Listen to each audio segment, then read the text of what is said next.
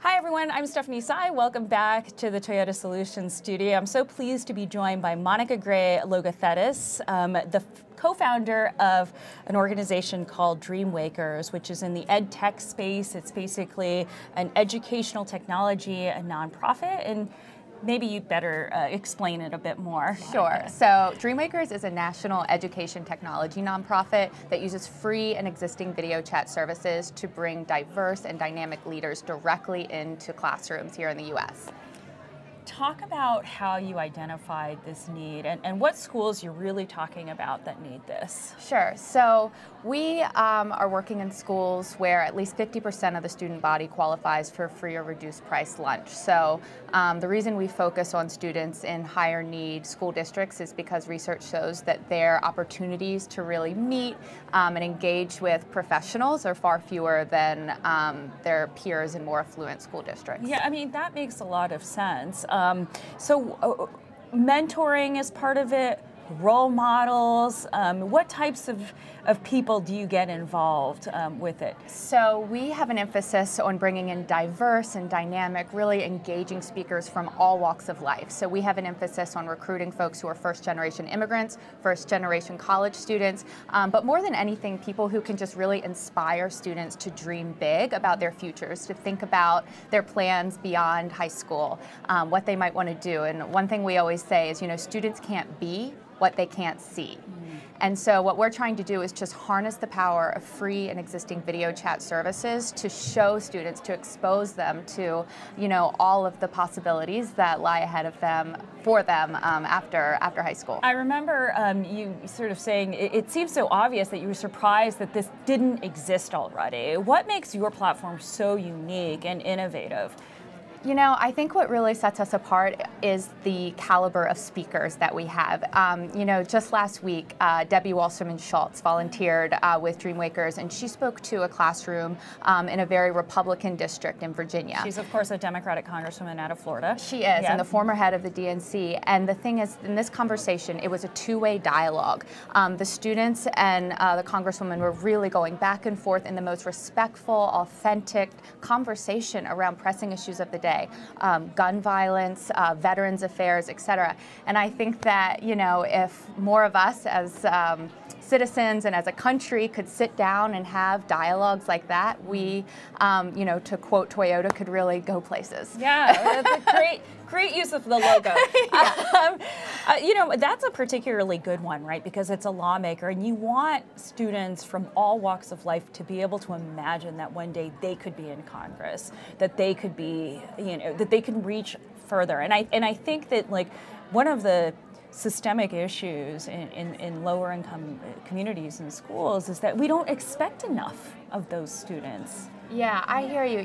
One thing that we always say is that, and that we find no matter where we're working, is that intelligence is equally distributed across this country, opportunity is not. Exactly. And so that's really what we're trying to address here. And, we work in 50% urban classrooms, 50% rural classrooms, but that's a theme that we see again and again no matter where we're working. And another trend that we're seeing is that we're using these chats to sometimes take the online conversation, to use it to plant a seed for a real life engagement. So, for example, also last week, we had a really cool experience where we had a diplomat who had been based, or who was based in Baghdad, and last fall connected with a classroom virtually from his camp in Baghdad.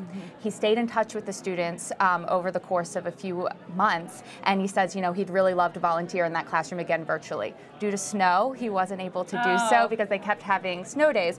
But then he had a brief vacation, was in DC, and he said, I'm going to go see these students. Takes a 6-hour road trip each way to go meet these students on the ground in rural Virginia. And he meets students from all different schools, come together in an auditorium to meet the speaker. So it's just a cool example of taking what was once just on screen, bringing it to real life. And, being a professional diplomat, another career option that you might not have thought of. I mean, the would Foreign not Service have known about that in middle school myself. No, for sure. not at all. And there's such a need, actually, for the professional diplomatic corps in this country to be filled with great minds.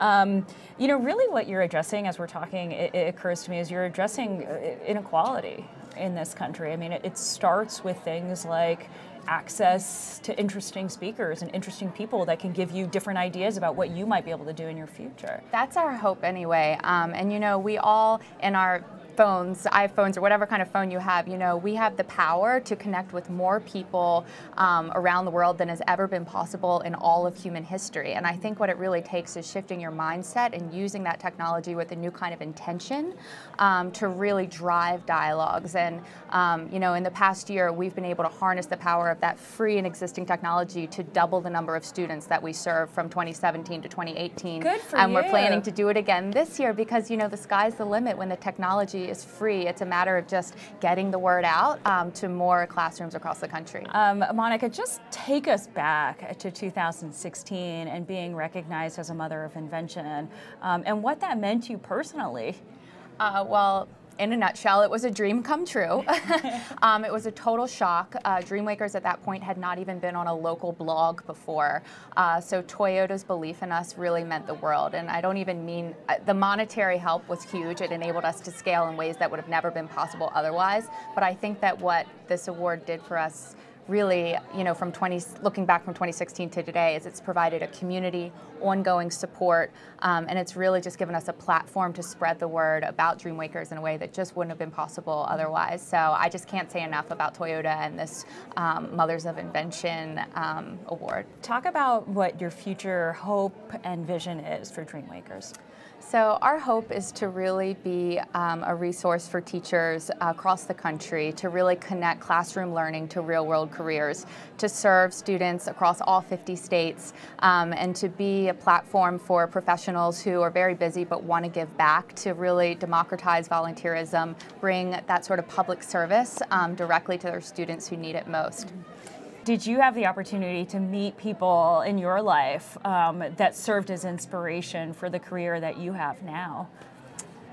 Oh gosh. Because that's really what your technology sort of idea is connecting people and inspirational people with students, giving them ideas for their career. Yeah, I think maybe it's something that I wish had existed back then, you know, that I wish that even today, I still wish I knew about more careers that were out there. I think, you know, it's not just for students, but everyone. You can't be what you can't see. And so I think there really is a big deficit out there in terms of career possibilities. You know, 65% of today's students will be employed in jobs that don't even exist yet.